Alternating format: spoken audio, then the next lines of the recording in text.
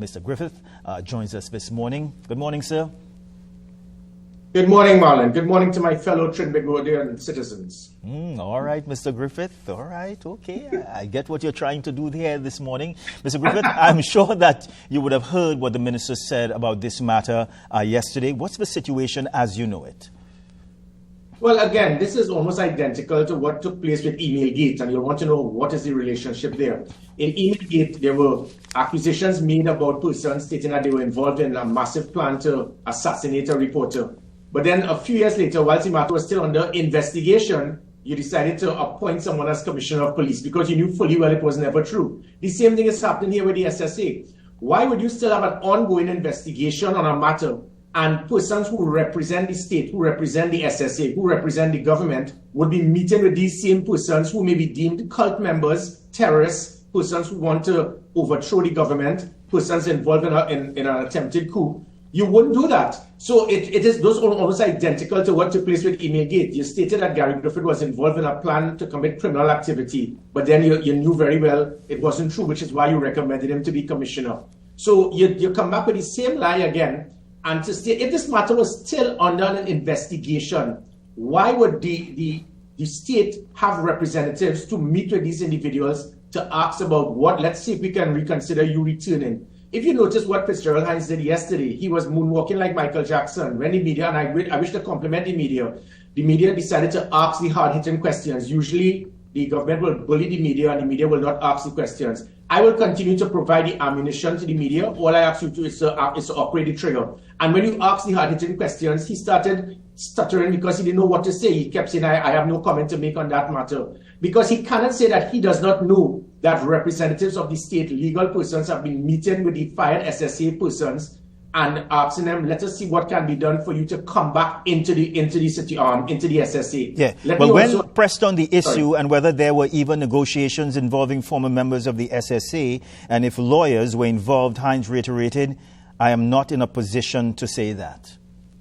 Of course, he must be in a position to say that. What is it? Is there a rogue element in the SSA now meeting with potential cult members, potential assassins, potential terrorists, that members of the government, representing the government, would be meeting with these individuals who are under police investigation, and you as the Minister of National Security do not know? That is unbelievable for him to state that he does not know that persons representing the SSA, legal persons, have been meeting with the SSA persons.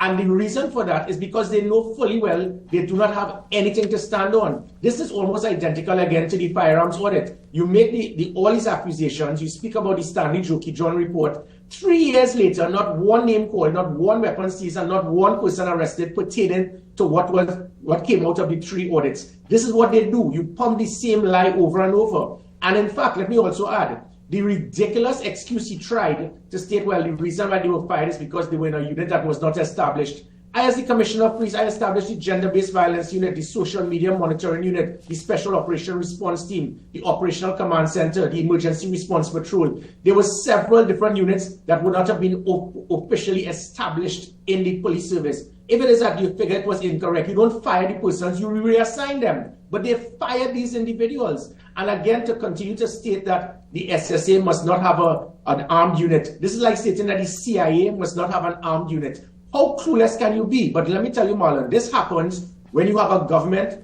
in part of a National Security Council where not one of them has any training, qualification, knowledge, or experience in law enforcement. You would have seen National Security Councils in years gone by from Brigadier Theodore, General Sandy, Gary Griffith, General Alfonso, General Dillon. In this present National Security Council, it comprised only of persons who are attorneys and a geologist. And therein lies the problem. And now we have senior persons. We have a DCP actually boasting about, and we seize AR-15, which are assault rifles. These fellas, they have not even held a weapon in years. And AR-15 is not an assault weapon. And AR-15 is a semi-automatic weapon. And therein lies the problem. We have persons in strategic positions who do not have any operational knowledge as it pertains to law enforcement. Well, Mr. Griffith, here's what the minister has said, particularly and specifically about you.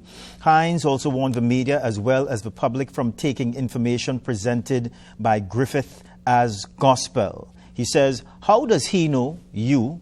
How does he know what is happening in the SSA? Which weapon had ballistic testing done on it? Which weapons are the police investigating? How does he know that? Especially as he does not have a role in national security at this time. How are these things coming to his attention? Easy, because I am probably one of the most qualified, experienced persons in law enforcement in the Caribbean. Fitzgerald Hines is not. If he educates himself, he will understand that all legal weapons must have ballistic testing done. So if the ballistic testing is done on all legal weapons, it means that anytime there's a crime scene and someone is killed, you can look now from the shells, from that round itself, and be able to pinpoint it to any legal registered weapon that belongs to the state. That is why Fitzy Hines, because you never probably held a water gun, so you do not know. That is how I knew. Because the SSA, all the weapons that would have been in the SSA would have been weapons that came from the police service and the defense force, because the SSA weapons previously came from the special anti-crime unit of Trinidad and Tobago that Eddie Dillon and the PNM government handed over everything to the SSA in Kamutu. So every weapon, ballistic testing is done. And if ballistic testing is done, it will mean that if there's a crime scene, you'll be able to pinpoint that to the SSA weapon. So Fitzgerald Hines, try again with your lies. So do you stand by your claims that these workers who were severed, who were fired, do you stand by your claims that talks have occurred with them to bring them back on board at the SSA? No, it is not claims, it is fact. And that is why Fitzgerald Hines, as I said, Michael Jackson could not moonwalk as good as he did yesterday in that press conference, stating that he's not aware, he has no comment to make on that matter. They must be aware. This is similar to the minister stating he's not aware how the police were able to get approval to leave our territorial waters to kidnap a citizen in Barbados. Only a member of the National Security Council could give police that approval, and this present commissioner continues to refuse to investigate it. So it is a fact. They met. They have been discussing, and my point being is that if you are having discussions, why have discussions with these individuals when you claim they were part of a cult, part of a coup, part of a plot to destabilize the country, involved in terrorist activities? You have made these accusations on these individuals, and now you're having discussions with them. And the reason being is straightforward. The reason being is that each and every one of them will probably sue the state for $10 to $20 million. Multiply that by 24. This could be $500 million in taxpayers' dollars. Yet again, because of a knee-jerk response by a government, if they cannot control someone who holds high office, whether it is the Commissioner of Police, the head of the SSA, the Industrial Court, the Integrity Commission, the Central Bank, the TPP, the Auditor General, that is what they do. So as we are coming on to Saturday, 34 years since the attempted coup, when democracy was totally destroyed, we are seeing our democracy continuing to be destroyed, not by terrorists, but by what is known as democratic dictatorship.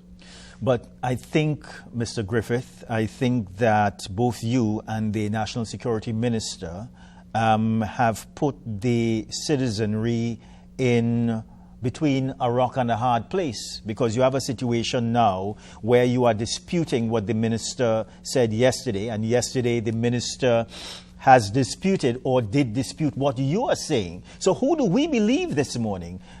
Oh, no, there's not a dispute. What he did, again, is what he does. He said they have not been rehired. No one ever said they were rehired. What we said is that they have commenced negotiations with the fired employees for them to reconsider returning to the SSA. And then when the media asked him that question, that is when he started backing down. So he tried to mislead the country to say it's a lie. No one has been rehired. No one ever said that, Hines. Try again. What we said is that you have now sent representatives of the state attorneys to meet with the fired employees for them to reconsider returning to duty. And that is the difference. And my point being is, why would you call these persons back in to consider returning if there's still an active investigation by your DCP who doesn't know the difference between a semi-automatic and an assault rifle? And that is the point. You will not call persons to come back in unless you're fully aware that what was stated was not true. And if it was true, don't get me wrong, if anyone is involved in criminal activity, whether you're a part of a cult or terrorist group, my point being is that you do not be foolish enough as a prime minister to make these statements in public whilst the matter is still being investigated. Because by doing that, you have now compromised the investigation. You have now smeared the character of all 24, where it may be 5, 10, 1, none, or 23 that could be involved. It was stupidity at the highest level by the prime minister. But I continue to state, this is what happens when you have someone leading National Security Council whose qualification is to look at the texture of stones, whether it be sedimentary, igneous, or metamorphic. But you do agree that much more needs to be said about this matter in order to clear the air on this entire issue? No, definitely. But again, it goes back to the attempted coup. The Commission of Inquiry had one major recommendation to prevent a repeat of the attempted coup. It was the establishment of the National Operations Center. That National Operations Center, I established it as a security minister. It involved getting all the different arms of the protective services in the same building, in the same intelligence body, to see and understand everything that is going on. That is what caused the problem in 1990. The same thing happened here. What happened is after I established it, the PNM, the Minister Dillon and the PNM removed everyone that had any involvement in that National Operations Center and gave it solely to the SSA. So if there was any issue with the SSA, they caused the problem by not adhering to the recommendations made by the Commission of Inquiry into the attempted coup to prevent a repeat of 1990. Had there been the intelligence unit of the police, of the defense force and other arms, we would have seen and picked up if there was any type of clandestine activity by one unit. You can't have one unit being the sole intelligence agency that they can very well go rogue. So I'm not saying that they did, but the reason, if it did happen, it is because of the fault of this government not adhering to the recommendations made by the Commission of Inquiry into that attempted coup. I want to speak about some continuous allegations that have been made about you and have been made by the government. And even when we speak, or when they speak about the crime situation, they speak sometimes about how guns and guns, legal guns, how legal guns have been used in the commission of crimes in Trinidad and Tobago. They also speak about thousands and thousands, maybe millions of pieces of ammunition being brought into the country. And sometimes they can't account for these pieces of ammunition. And I think that sometimes, well, most of the times, they do put these allegations at your feet in saying, well, if there was greater accountability, then we would not be in a situation that we are in right now as it relates to crime in Trinidad and Tobago. I really wish that Keith Rowley will follow Biden's footsteps, because you cannot be so deceitful to feel like you could fool the country with your nonsense. Let me again re-emphasize. Every single legal firearm ballistic testing is done. So when you get your firearm, you're supposed to go in and do the ballistic testing. So it means that anytime there's a crime scene, you can pinpoint if it is that that weapon was used from a legal firearm. The answer is virtually zero. 99.9% of all murders committed by firearms have been by illegal firearms. So that is a blatant lie. Additionally, look at what happened yesterday. An individual's life was saved, and that of his family, because of Gary issuing a legal firearm. So it seems that this government seems to be sympathetic to the criminal elements. They seem to have a problem. And the hypocrisy is mind-boggling when it is the same Prime Minister was harassing me to get a firearm dealership for somebody in Tobago to sell thousands of more firearms. You'll have seen the messages from ministers and prime ministers. See if you could fix up this boy to get a firearm. See if you could find the status. I will be the postman. I will collect it and send it from a friend in Tobago. So it is okay for the rich and famous, the friends in high places, to get firearms. But when I was providing it for the small businessman, for the farmer, for the hunter, for the person who wants to protect their family, that is a problem.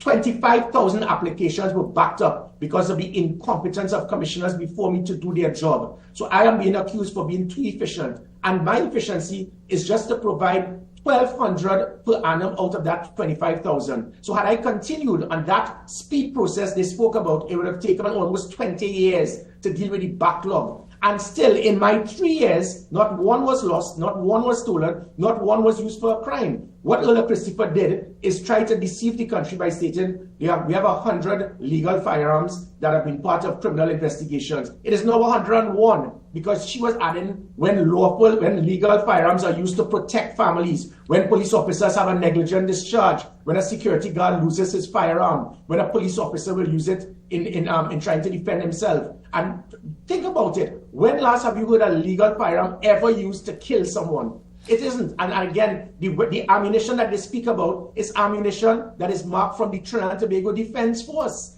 So you have no regrets. Is it safe to say then that you have no regrets by the way that guns and ammunition under your time as police commissioner that they were given out? Well, the facts are there, Marlon. Again, in my 3 years, not one was lost, not one was stolen, not one was used for a crime during that 3-year period I was commissioner. I issued 6,000 firearms. There were 25,000 applicants. Half of that 6,000 were to law enforcement officials who needed it when they left to make sure their families could be protected. So I did what was required, and the country has seen it. And now, unfortunately, another political leader is now trying to realize, hey, Gary's getting a lot of mileage for this. So I want to give out guns to every single law enforcement officer and give it out to everybody like hops bread. No, I am going to draw that line. So you have one political leader that is saying guns should not be for anybody other than my friends. Another one saying let's give it out to everybody like hops bread and use that as an avenue to win over votes. I am saying no. There must be a proper process. It must be regulated. The process must have the requirements, which is what I did. And that is why it was not given out to all 25,000. It was given out to 0.3% of the population. And in that 0.3%, many lives have been saved. Instead of them putting focus on that, they put 70 police officers that cost over 500,000 police hours in the last 3 years on a fishing expedition where they could not find one thing, and not one police officer has been earmarked to investigate what is causing illegal firearms to enter the country. So we can even move, Marlon, into what we have seen last week with this knee-jerk approach to try to say, let's lift let's go on high alert. So it seems that we were on low alert before. And what is happening is now trying to infringe on the rights of citizens by, if 2 young men are at a street corner, we're going to charge you for loitering. If I arrest somebody, I'm going to arrest you if you don't support me to provide transport. It gives me the right now to search your vehicle without any just cause. And your car is supposed to be similar to that of your home. And then to top it off, we go into roadblocks. This is because the hierarchy of the police service have never gone further north than Tobago to understand national security. You would never see roadblocks for hours in Miami, in London, in New York. What happens is 15 minutes. And the reason being is I was trained in the best military academy in the world when we were preparing against wars against the IRA. 15 minutes after a roadblock, it becomes irrelevant because especially now in the era of technology with Waze, with group chats, with criminals having a lead scout. So anytime you have a roadblock for more than 15 minutes, you have to be the dumbest criminal in the world to stay in a roadblock. So all the roadblock will do now is to inconvenience citizens, frustrate them more, and get to despise the police more. That is why when I put an end to that, public trust in the police was 59%. Now it is 8%. And it is because we have the hierarchy of the police service who don't even know the difference between that an AR is not an assault rifle and wearing camouflage. That doesn't make you a Rambo. It makes you a Rambo. You need to understand how to deal with national security as we go into the second quarter of the 21st century. What we did was technology, units, policies, covert operatives, and working with an SSA that was instrumental in giving me information to deal with what was known as predictive policing, intelligence-driven policing. It is not coincidental, Trinidad and Tobago, that the massive spike in crime took place almost simultaneously to the virtual dismantling of the SSA. Well, according to senior officers over the past week or so, they have said, well, what they are trying to do now, everything is being based on data. And it is not being done in a willy-nilly way. But judging from what you have said earlier, you're not impressed by the initiatives that have, and of course they are not new initiatives, they have been tried before, but as you know and I know and other people know, there has been a problem of consistency by the Trinidad and Tobago Police Service over the years because of lack of resources and so on. But as I said, judging from what you are telling us this morning, you're not impressed by what you have seen. Well, high visibility is important, so that is a good thing. But the high visibility, the only thing they know about high visibility, or rapid response, or higher deterrent is roadblocks. You can't roadblock yourself out of to crime, reduce crime. Every single time there's a public holiday, you know there's a roadblock. Having a roadblock for 2 hours in the same area shows ignorance at the highest level in understanding law enforcement. As I said, you have to be the dumbest criminal to remain in a roadblock. So the quick wins they would have achieved would have been the first 15 minutes of that roadblock. That's when you catch them. A roadblock is, you hit and run. You move there and you're able to go in a different place, a different location, and that is how you can deal with the criminals. Also, you're supposed to pinpoint the criminal elements, know where their homes are, know where they're targeted, and that is where you have clinical strikes with operational units such as the Special Operation Response Team. Instead, they decided to mislead the United States, give them false information about SWOT. Remember, up to now, SWOT, not one person has been arrested for what they speak about human rights violation.